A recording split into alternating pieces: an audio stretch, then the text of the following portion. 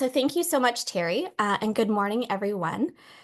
So today I'm here to present my capstone research on digital disruption, prioritizing and promoting user-first digital transformation in the Ontario government.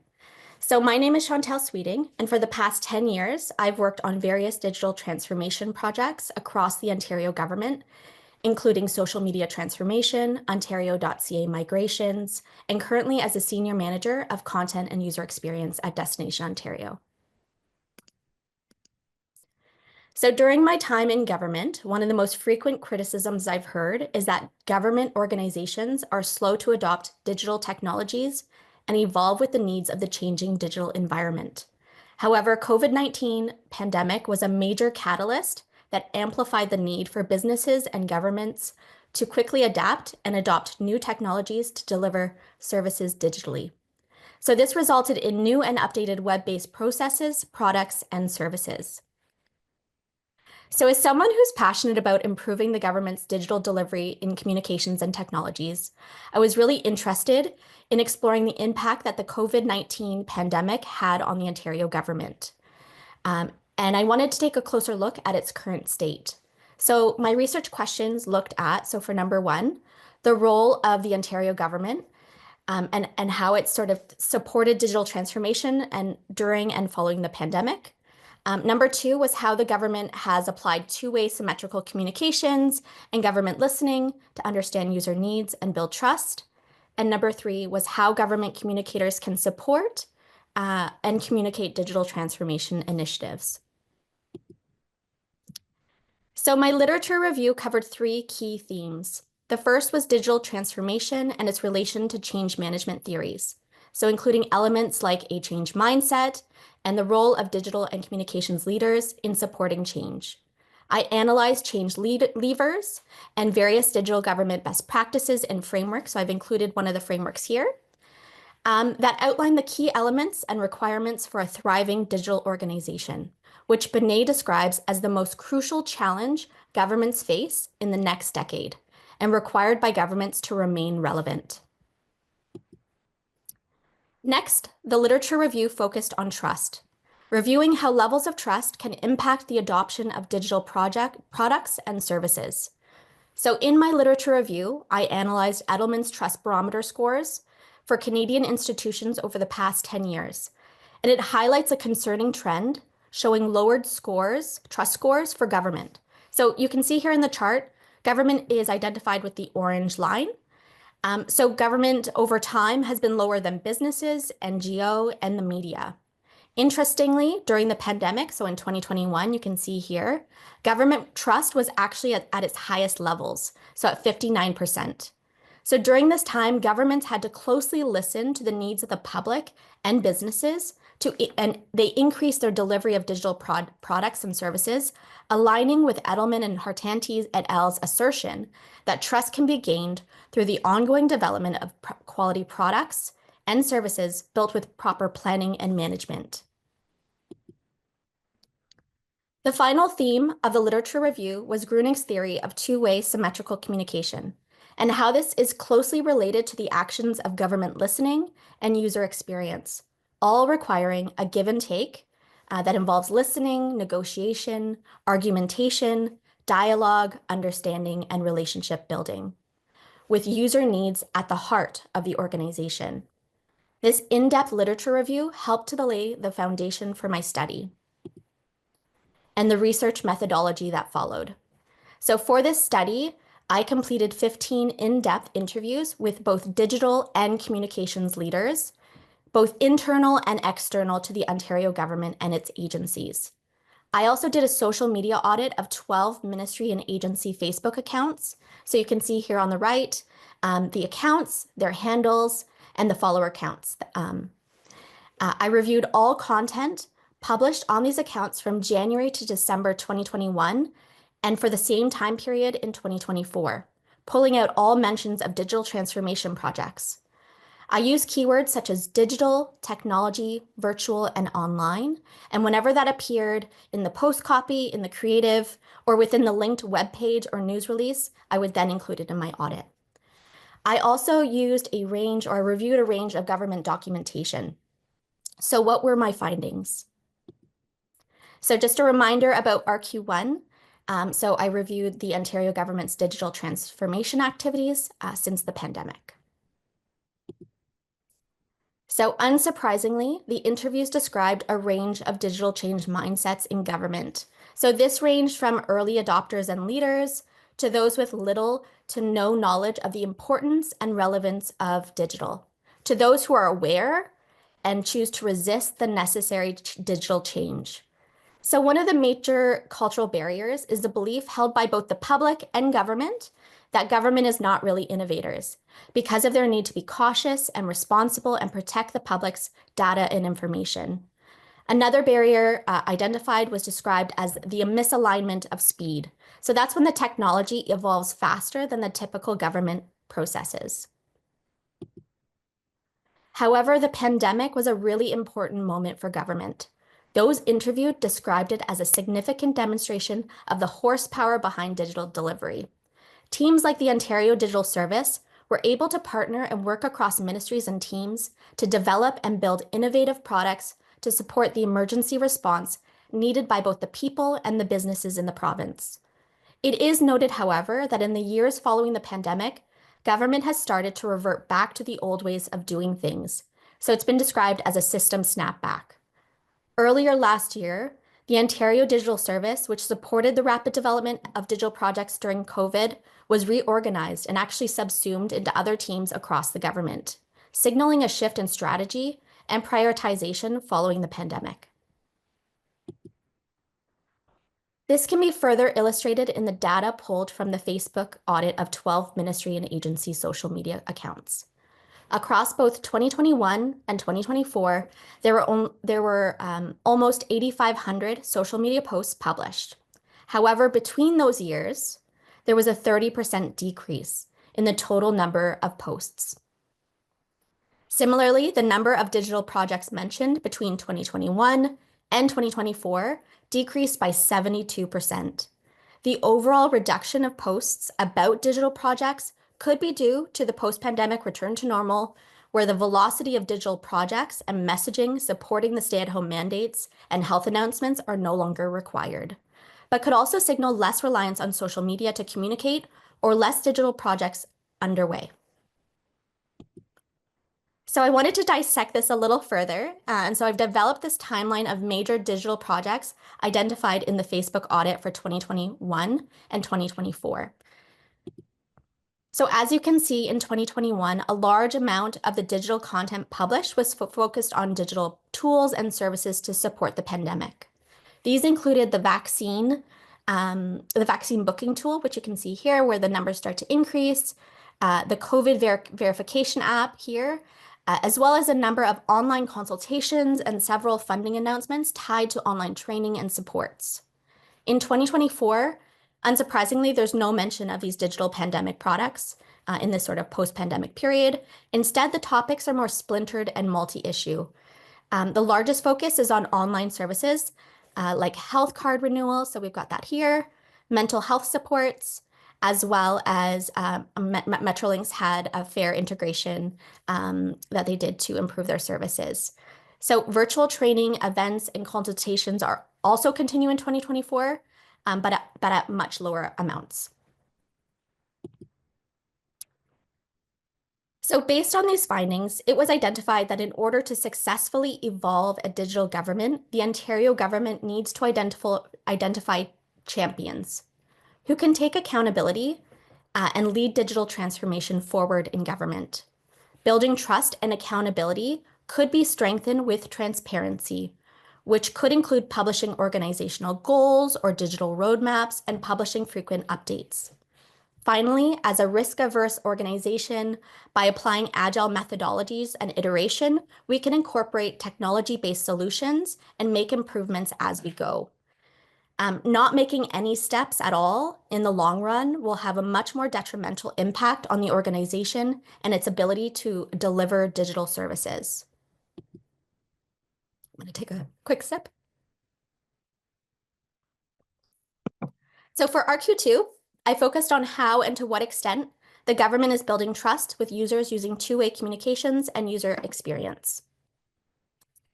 So the interviews confirmed that government listening activities are happening. So this includes social media listening, online consultations, surveys, as well as user experience testing. And these tools are used to respond to questions and concerns, correct misinformation, provide support, inform policy and decision-making, and improve the user experience. So those interviewed shared a few examples of how government teams have attempted to build trust with users. So one of the ways is by creating quality products that apply consistent branding and what the literature refers to as trust signals. So these are points of evidence which identify a credible and trustworthy product. So another way is by actively collecting and incorporating user feedback to help government understand where the public is and identify what might be needed to bring those users along. Despite actions taken to collect user feedback in government, efforts and resources are inconsistent across teams. So a common criticism is that not enough is being done. However, this is sometimes impacted by the level of support, approval, and time needed to do the amount of research that's actually required. So interviews and documentation highlight the importance of listening and the need of government to recommit and increase their listening activities, using the information to build quality digital products. However, the Facebook analysis also highlighted a 78% decrease in the total number of promoted digital consultations between 2021 and 2024. The COVID-19 pandemic certainly escalated the need for digital engagement and government listening. However, these major decreases could indicate that less government listening is happening in the post-pandemic period, even though user desire for digital services continues. For RQ3, I looked at the role of a communicator and how they can support and communicate digital transformation. So digital and communications leaders interviewed responded that communications plays a number of valuable roles, from change champions, connectors, user advocates, brand ambassadors, issues managers, and more. So all those interviewed agreed that communications was critical and fundamental to digital transformation. By integrating them into the digital project early, communicators can be critical observers who can connect their in-depth understanding of publics with user experience while analyzing the policy nuances and challenges at play. They can also bring their strategic lens to issues management and develop communications with language that connects with users and builds product credibility. In the discussion, several important insights about the values and limitations of communications was highlighted.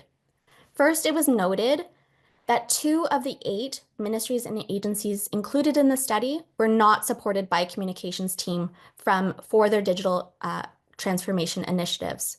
They share that they believe that their projects could have been much more successful if they had a strong centralized communication team.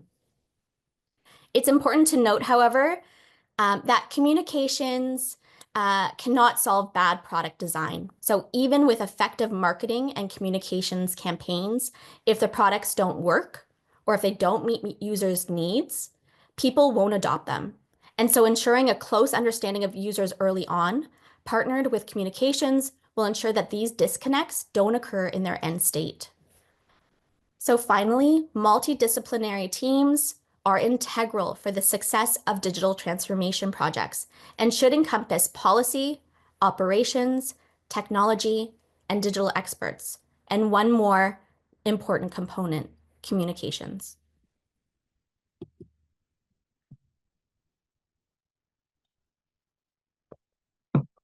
So an outcome of my research extended this idea of multidisciplinary teams. As a result, I've developed both a user-centered digital government framework and recommendations for communicators on how they can further support digital transformation activities. So the following framework is based on Grunig's concept of symmetry, providing a clear visualization of the relational structures required to support digital transformation. It identifies an important opportunity for the Ontario government as it rebuilds and realigns its internal structures to support digital delivery. So policy, technology, digital, and communications must all contribute to the development, implementation, and promotional inputs and outputs informed by their two-way communication with each other and anchored by the user experience at its core. Policy and technology provide the inputs. So policy development, so that's in the form of policy development and building the technology infrastructure. With communications and digital teams being responsible for the outputs. So those would be things like the promotions, the content development, and the front-end design. And these teams need to be interconnected from the very beginning. To provide an example, sometimes a digital transformation can start at the policy layer. So as part of a new policy or a program modernization, the policy becomes the input for the digital transformation. From the very beginning, policymakers must collect research and insights from stakeholders on their needs, but also consult with technology and digital on the capabilities of the technologies and products available. And if it doesn't exist, they should understand what is available and what could be built before finalizing their policy. They also need to connect with communications to understand the language, the branding, and promotions needed that will help drive adoption. Together, these teams can work towards stronger project outcomes and iterations. Based on insights from digital and communications leaders in this study, this research identified 5 key recommendations to help communications teams support digital transformation success. So the first one is to cultivate early and continuous collaboration. As I've mentioned, it is essential for communications to be integrated early into the digital project so they can listen, share their expertise, and be advocates for digital at the executive table. Number 2 is to shift from risk managers to trust builders. So communications often focus on avoiding risk. But this approach has limitations in digital transformation, where unknowns are common. Government communicators must adopt a proactive, transparent approach to sharing digital progress with the public, including their successes, their failures, and lessons learned. Openly sharing updates, data, and action, even when mistakes happen, help to build public trust and accountability. Number 3 is to promote the drumbeat of delivery. So the strategic focus on announceables doesn't typically align with the digital design and development process, which is iterative and ongoing. Instead of singular big bang announcements, digital updates must be conversations that continue to happen. Number 4, simplify communications using plain language. So communicators excel at adapting their writing, but online audiences require clear, scannable content in plain language for quick access, especially on their mobile devices. Training in content design and web writing will help a communicator hone their craft to create more easy to understand information. And number 5, strengthen communication funding and resources. So for communicators to be able to support digital transformation initiatives fully, funding and resourcing for communications teams are essential. Partially, this responsibility falls to digital and communication leadership, who need to create better proposals and business cases to make a stronger case at the executive table. They can do this by connecting their business objectives and user needs to government priorities like efficiency and cost savings, or tying their imperatives to policies and reports from regulatory bodies. So recently there was a report from the Auditor General on digital transformation service at Service Ontario. So this would be a fantastic opportunity for leaders to tie some of their outcomes to a regulatory report. So incorporating one or more of these recommendations can help communicators further support digital transformation initiatives across government. So lastly, I wanted to go through my limitations, future research, and opportunities. One of the limitations was the timing of the research. So there have been many changes to digital teams within the government last spring, specifically around the Ontario Digital Service. And so there was a lot of uncertainty for some of the participants about what the future of digital government would look like going forward. Also, with the results of the election yesterday, it's pretty fresh. That could also have an impact on digital teams and priorities going forward. Next, although the research was focused on the Ontario government specifically, which provided a really rich understanding of the organization, a higher level overview of governments more broadly could have led to additional insights and recommendations. Because of that focus on Ontario specifically, though, it was especially important for me to protect the privacy of my participants. So this meant that many of the examples discussed in my interviews could not be identified. However, the Facebook audit that I did really helped to identify some of those gaps. In terms of future research, an analysis of the UN's e-government rankings could provide some really interesting research insights. So Canada was previously ranked 3rd and now appears at 46th. So it would be valuable to understand what those other 45 countries are doing, or even the top 10, what they're doing right in terms of digital transformation and communications that we could apply to our own country and our own province. Further to that, there's a lot happening down in the States at the moment after the election. And with the new Department of Government Efficiency, or DOGE, they're potentially, it seems a bit chaotic at the moment, but there may be a research study that could evaluate and analyze some of the impacts and the learnings. In terms of opportunities, the next steps for my study, I will be summarizing my findings for research participants, presenting my findings with internal leadership, and looking to further present at government and/or communications conferences. And based on internal feedback, I am also hoping to publish my research. And finally, I wanted to say thank you. So at the start of this, I had a bit of a romantic or maybe silly vision of how I'd be at my master's graduation ceremony, dressed in my cap and gown with my children in the audience cheering me on. And now here I am at the end of this 2.5-year journey. I want to thank my family, my husband, Jeff, and my children, Jack and Grace, who have been my biggest cheerleaders and supported me through all the highs and the lows, and who have been very forgiving of the sacrifices I've made to participate in this program. I want to give a big shout out and send love to my MCM cohort, MCM 16. We are the best cohort, and I truly couldn't have done this without you guys. We've laughed together, we've cried together, we've grown personally and professionally. So thank you so much, guys. This program has also benefited my work and has given me an opportunity to reflect on how appreciative I am to my director, Jennifer Stubbs, who's on the call, my Destination Ontario team, and my colleagues and friends at the Ontario Public Service. Not only have they been my champions, but they are true champions for the people of this province.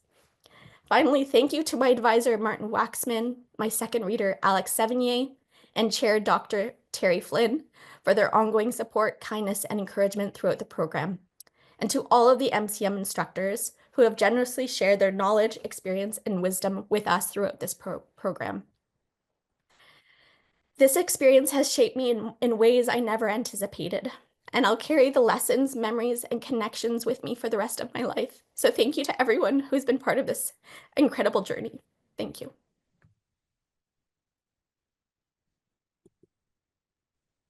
We'll open Thank it up you, to Chantal. Thank you, Chantal. Thank you for a fascinating presentation, and congratulations on getting to this point in your journey as well. Professor Waxman, over to you. Okay, great. Thank you. And congratulations from me too, Chantal. Really, really comprehensive research. You had so much data to analyze that I was impressed, one, by your persistence and by how carefully you looked at the signals and put it all together, because you really presented a very thoughtful piece of research that I hope doesn't mean that we need another pandemic to get governments to start going back into transformation. I have so many questions. Oh, no. No, but good ones. So one that really occurred to me is your slide about the mindset for digital transformation, which I think you highlighted 3 points: innovation, uh, fast-paced change, and understanding or learning what you don't know.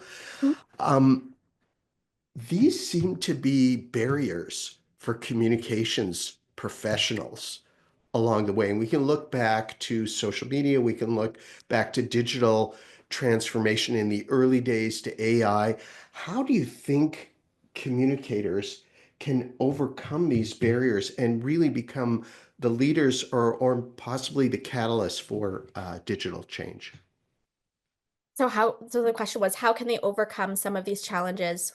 That are maybe innate to the profession.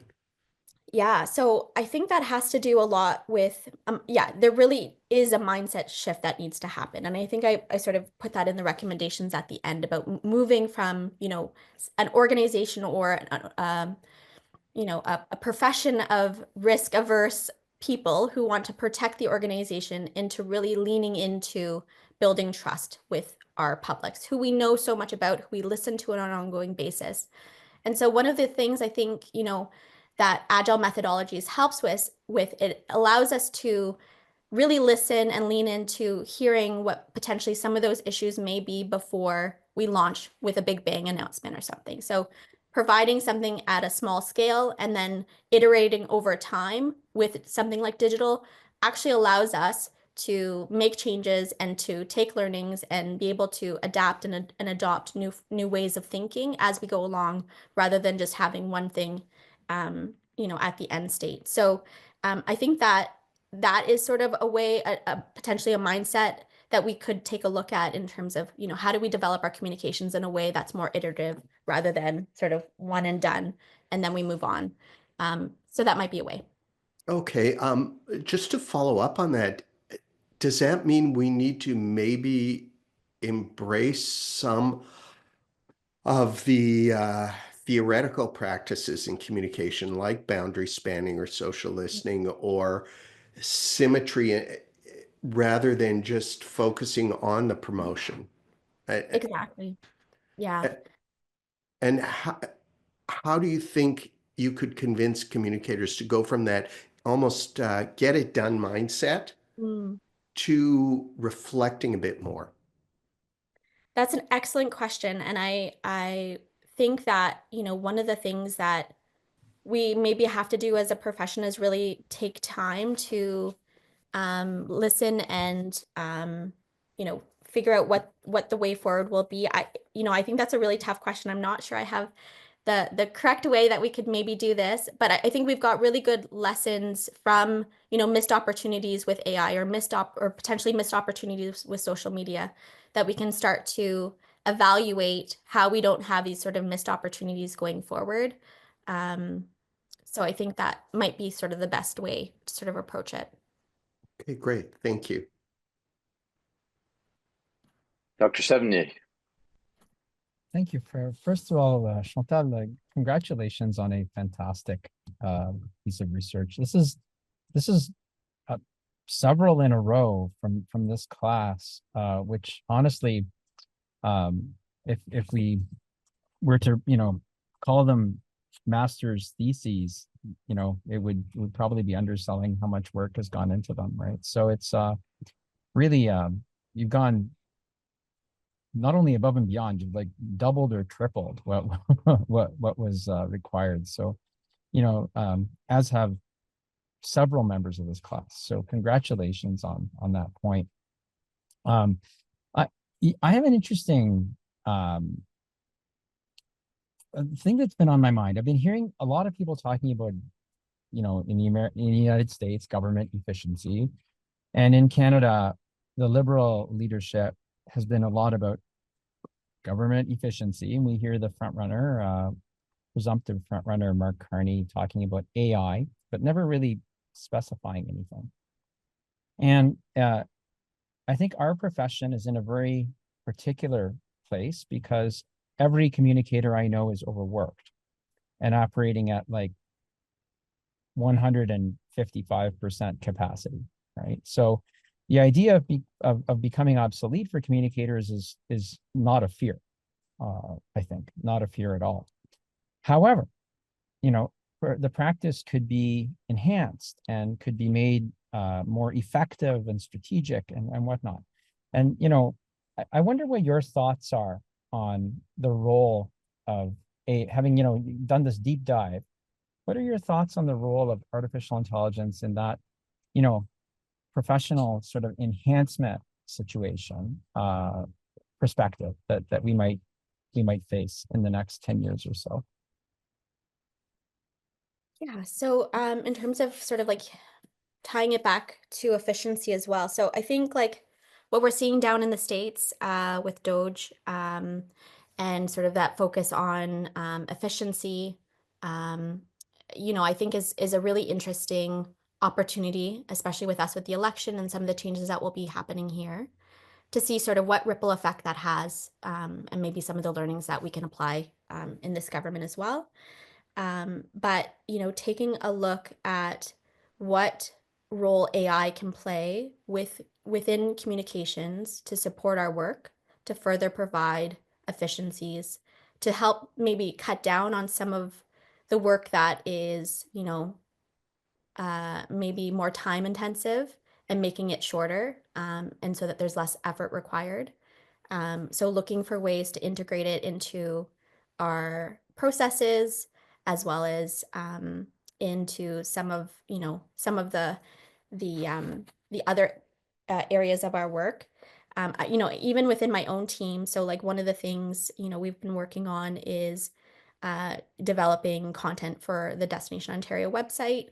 And so we'll have, you know, accompanying marketing material that will support that. So we would potentially use AI to create some other versions of the content for social media. So that could save us a lot of time.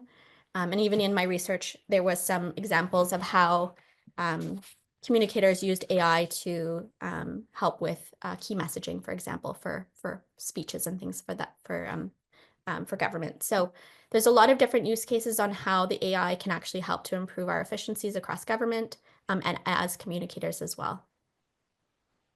Thanks for that. And I have a quick follow-up. And you focused a lot of your research on the concept of trust. And as you know, it's a concept that fascinates me. It's one that's becoming more measurable as our communications become more digital. So given that you've documented an intent to shift to AI in your work, and given what you just said, you know, about how we can integrate it into aspects of the practice, how do we? Government is in a very different place than private corporations or even publicly traded corporations, right? Government, you know, has a very different constituency than those types of organizations do. What did your research tell us about that specific idea of maintaining trust while gaining, you know, more effectiveness or enhancing the practice using AI? So I think, you know, one of the things that I learned from one of the people who I interviewed around AI was, you know, how really understanding and doing the listening and consultation with users would allow them to understand, and I mentioned this in my presentation as well, sort of where people are and what's required to move them forward with the organization. So knowing that, you know, or having a bit of a roadmap to say, you know, we want to move to doing, to having AI integrated in this particular way and doing these consultations again to just understand where they are. You can start to develop messaging and develop training programs or learning programs or marketing that sort of supports educating people about, you know, how AI is being used, how the government or the organization is using that tool to protect their, or like while they're also protecting their information, and what policies they have to support that. And so it will be a long-term process because there's so much distrust for AI at the moment because there's so many unknowns. So I think really identifying what sort of that roadmap is required to bring people along, and having those conversations as you go as sort of checkpoints to be like, okay, we've sort of moved the needle on how people are feeling. And at the end of the day, you may not shift everybody, but there's a lot. I think there's a lot of benefits that we can have as an organization or as communicators by incorporating AI. I have one more question, and then that's it for my questions, Terry. So Okay. I don't need a round two after. Right? So one more question, and this one has to do with strategic thinking. A lot of times that I've interacted anecdotally, granted, with people working in government, they have expressed a frustration with not being engaged in strategic aspects of the practice, right? They say, oh, that's something that happens in other places, and often orders are given and they have to they become implementers or whatever. So, and yet when I read your thesis carefully, your capstone research project carefully, and I had a feeling that what you were suggesting could lead to a much more strategic practice that's integrated in strategic decision-making in the government. Maybe, I know that's a big question, but maybe you could kind of give me your top line thought on what you see as the strategic opportunity implied by or by your research. Well, the organization is made up of really, really smart people. And so, I think a portion of what the work that we do all the time is providing our strategic best advice to government. And so, outlining for them what the opportunities are, what the potential risks are, and trying to guide them through that through, policy briefings or different briefings with them and relationship building. So, really using that as an opportunity to identify like what you're hearing from publics and then building out the best sort of solutions for that. That's not always listened to, that's not always followed. And so where possible, sometimes, we will provide our best recommendation. And we do have to support the government with the direction that they're going. And so that's really important as a bureaucrat, and as in terms of the work that we do. So I think like we can definitely bring our best advice forward. And even along the way, if it's not necessarily being followed, coming back with more ideas and just sort of like some sort of other strategic thoughts will help sort of guide the work that's moving forward. So I think there is really that opportunity to guide and to influence strategy. I've definitely had those opportunities within my own role within digital. So I think that there are lots of opportunities to do that with government and across the organization. Great. Thanks, Alex. So just I'm going to feed back some little points that I made during the presentation. Chantal says government, not innovators. Amber Doherty said government, not really strategic. Systems snap back. Predictable human behavior. How can we do something to prevent that? I mean, it's a predictable thing. Trust signals. Death by digital. Digital czar. Aren't we just over it? Aren't we just overloaded? So, first of all, I thought this was fabulous. This is excellent. And you talked about it narrow. I think it's just a really strong example of where you can be focused and narrow. And that you don't want to be big on this one. You want to be very, very instrumental on this. And I also just put in the chat, just released 2 days ago, the government communication service of the UK, who I think is a leader in this field, period. Everything that they are doing sets the bar. And so they've just talked about, dynamic AI tool for transforming government communications. So, and then your page 22, your sort of symmetrical wheel kind of reminded me of some equilibrium theory that some guy talked about as well, that it is in fact, a dynamic process that the inputs and outputs really have this impact. My big question, and builds off Alex's, is that how can digital become a strategic imperative in government? It's a great question.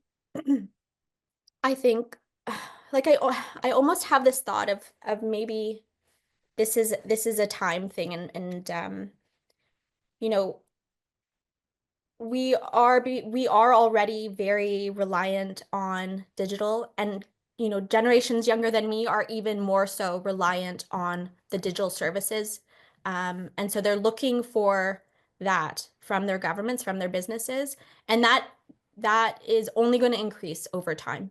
So that ask, that desire, that want, and so what we're seeing in a lot of other governments is some of these older systems are starting to break because they haven't had the investment, they haven't had the prioritization on those tools. And so, we're coming to a point of sort of misalignment between what needs to happen and what people want. And so I think you're seeing that in the trust results. We've gone back down. And so governments are in this position of, this is going to become a big risk for them. And if governments want to sort of win and who want to, win in those elections and deliver on their promise of providing service to people, like they really have to make that connection that this is a priority and this is the way that people want it to be delivered to them. So there is really a mind shift that needs to happen in order for that to become prioritized. So I think like one of the things that we have to figure out from this moment onwards is like, what does that look like?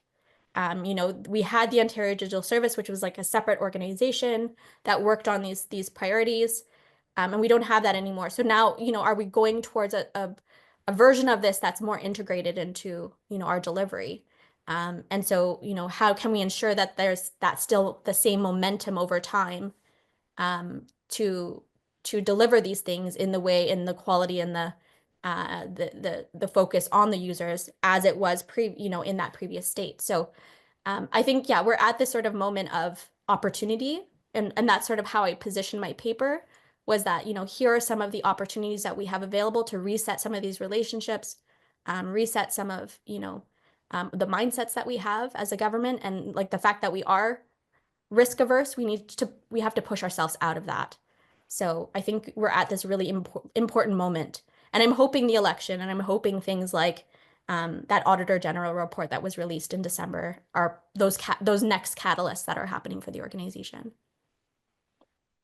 But I think the danger is that what does a politician see the value in this? There's no winnable votes in that for them. I mean, where the digital first imperative has to be through the OPS, right? And I don't want to use the word efficiency, and I don't want it to, that digital first to kind of be likened to what's happening in the United States. But the old adage, never waste a good crisis. I mean, it really was wasted because of the pivot for what happened, right? Everything had to go there, and it became a strategic delivery, an imperative to do that, and people thought about that in that way. But now, again, you said that snapback, human behavior being what it is.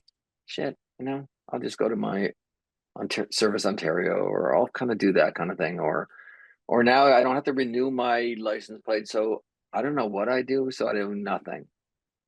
So do you need demonstrable leadership? And again, using the term digital czar, but somebody that stands outside of the political realm, but actually can marshal the OPS to be able to think digitally, to deliver digitally, to utilize digital for efficiency in that respect.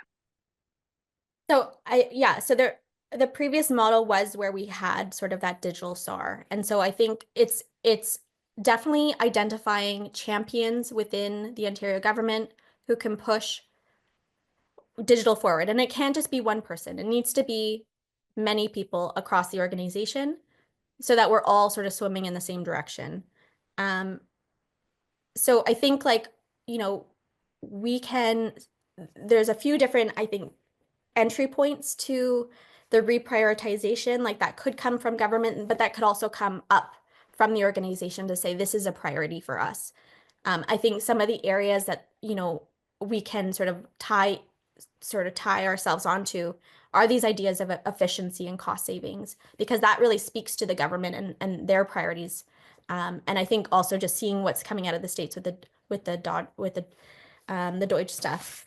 I think that tying it to those sort of ideas, even for example, like they got rid of the paper reminders during COVID for your health card and your driver's license, and that saved lots and lots of money. So there's these opportunities with digital where we can save money and do things more efficiently. So that will potentially become the momentum or the value the value for these actions. So yeah, I think we definitely need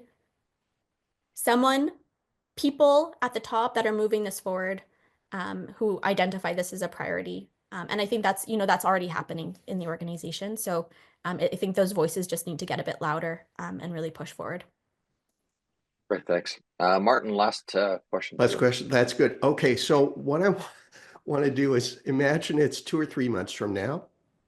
You're presenting this or a version of this to a room full of government communicators. Everyone's really excited about the model that you show them. They're really excited about the strategic recommendations. One person raises their hand and says, okay, this is all great. What's our first or second step that we can actually do to start to make this happen? So I think, in terms of the framework, some of it is happening already in some teams. There's some best practices that are happening, but it's not consistent, is what I learned. It's not a consistent approach across all ministries and agencies. And so there's definitely an opportunity to do some learning and sort of cross sharing of information around what are some of the best practices, how are some of the teams structured. I was just having this conversation yesterday with my director around, what are other, provincial marketing organizations in travel doing, how are they set up? How are their UX teams set up? How big is their digital team in other provinces? And so we would love to reach out to actually dissect that and have some maybe potential use cases that we could apply to our own ways of doing business. So even in government, we've got these sort of communities of practice that we can develop and actually start to share these resources, so that there's less of an inconsistency around the level, sort of knowledge and understanding, but also the tools that are being used. There's opportunities to share that. And sort of similar, I did this with the social media community of practice. So, I think there's definitely examples of this in the past or currently, where it's worked really well and helped to bring everyone in government forward together. Okay, thank you. Great. Thank you very much, Chantal, for that discussion and oral defense. So Martin and Alex and I will stay here. Everybody else will be, please accept the invitation to join the breakout room, and we'll be back in a couple minutes with our answer. Stay tuned, everybody.